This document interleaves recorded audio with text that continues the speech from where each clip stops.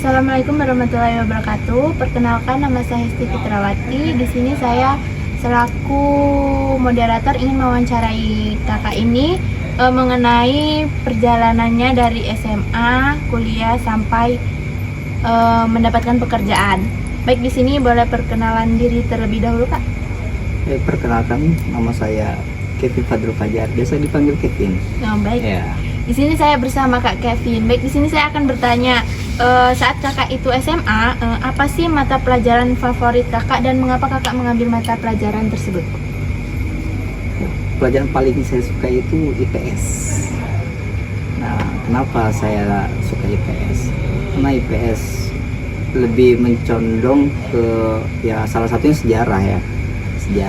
Sejarah Indonesia, sejarah peradaban gitu. Kenapa dengannya ada sejarah itu, artinya kan saya tidak lupa dengan sejarah yang telah lalu ya, untuk bisa mengambil hikmah pelajaran untuk di kemudian hari. Nah, ketika saya dewasa, entah itu bisa terulang kembali sejarah tersebut walaupun tokohnya bisa berbeda. Itu salah satunya yang saya sukai. Baik, apa sih cita-cita atau bayangan karir kakak saat SMA? Apakah pandangan kakak itu waktu SMA itu berubah-ubah cita-cita serta bayangan-bayangan karir kakak? Oh betul, dibilang pelintan bisa. Ya, pertama salah satunya guru, yang kedua ya wirausaha gitu kan. Cuman seiring berjalan ya itu tadi namanya umur semakin tua ya semakin naik. Nah, jadi kan semakin mengerucut nih pemikiran. Jadi kita bisa melihat condong kemana nih gitu. Basic kita, apa yang kita impikan, apa yang kita mau untuk di masa dewasa kita itu kan. Setelah saya lihat, memang awalnya masuk terjun juga di dunia ngajar gitu, 2 tahun ngajar. Setelah beres ngajar, saya keluar dari zona nyaman. Kenapa saya bilang dari zona nyaman? Karena latar belakang saya sekolahnya itu di pondok pesantren, yang notabene pelajarannya itu ada pelajaran pondok dan ada pelajaran umum ya. Jadi kurang lebih bisa 15 pelajaran itu masuk dalam satu pekan gitu ya.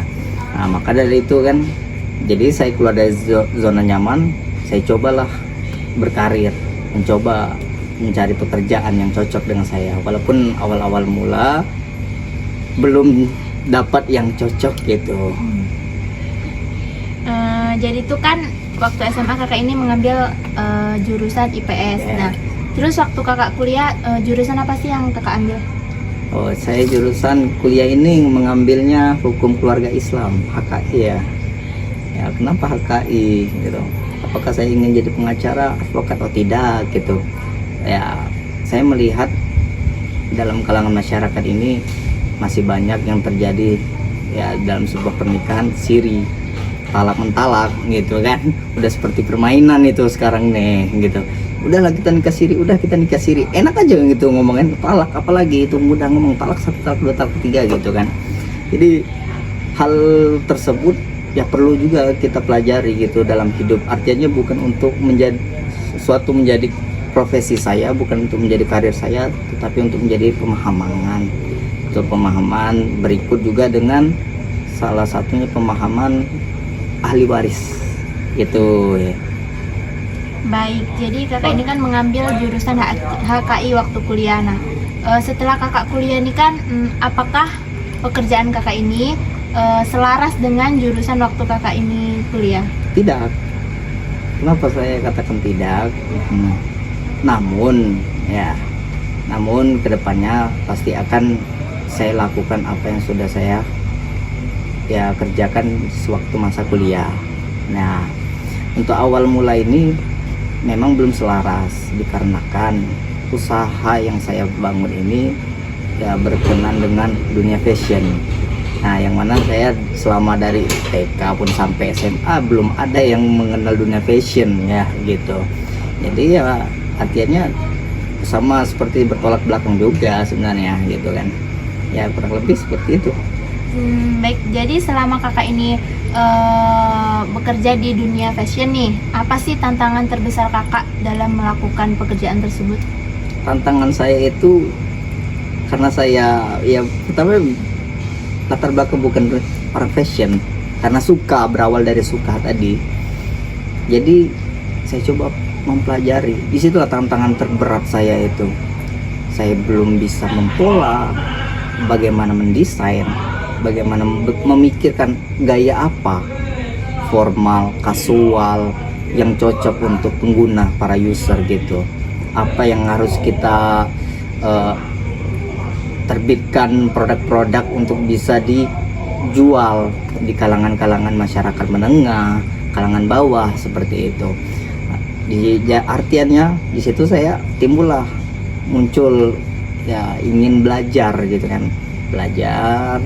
Saya cari sendiri bagaimana cara mempola, desain, cutting. Salah satu yang masih belum saya bisa itu hanya menjahit. Mengerti bagaimana cara menjahit, tapi tidak bisa mempraktekkan seperti itu. Artinya, nah di sini usaha yang saya dirikan itu saling merangkul jadinya. Mana penjahit yang bisa menyesuaikan dengan spek saya, gitu, sesuai dengan SOP saya, itu yang saya rangkul, gitu. Artinya di situ kan seiring berjalan, tapi saya juga bisa mengerti dari jahitan yang mereka kerjakan, gitu. Walaupun saya tidak bisa melakukan, ya kurang lebih seperti itu.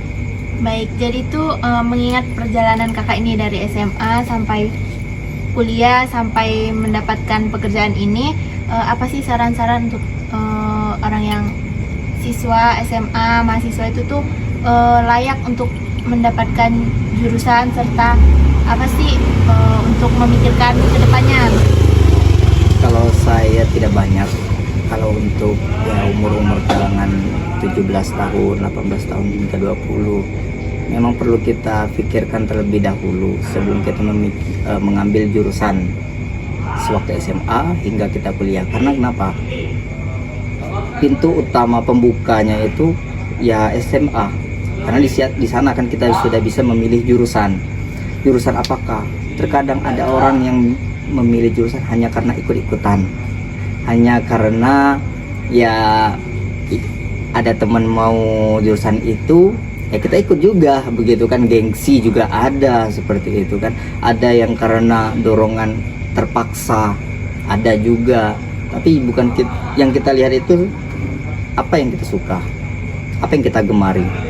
Karena ketika kita melakukan ya yang kita sukai, yang kita gemari, ya insya Allah disitulah nikmatnya itu, walaupun itu pahit, manis, hantam.